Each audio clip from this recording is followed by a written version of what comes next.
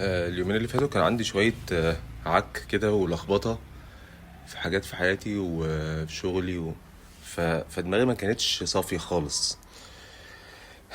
من أكتر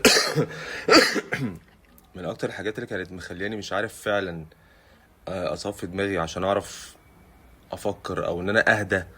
يعني مخي ما يسوحنيش ودماغي تتعبني من كتر التفكير وكده. ان انا ما كنتش بتفرج على السوشيال ميديا خالص. ما بتفرجش على حاجه غير مثلا ممكن يوتيوب عشان اتفرج على فيديوهات طويله.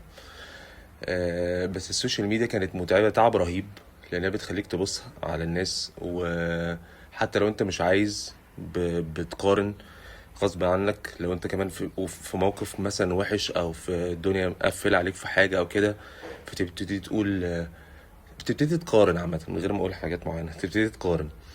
ف فأي وقت تبقى عايز تصفي دماغك وتفكر وكده، ما تتفرجش على السوشيال ميديا وبالذات تيك توك وانستجرام.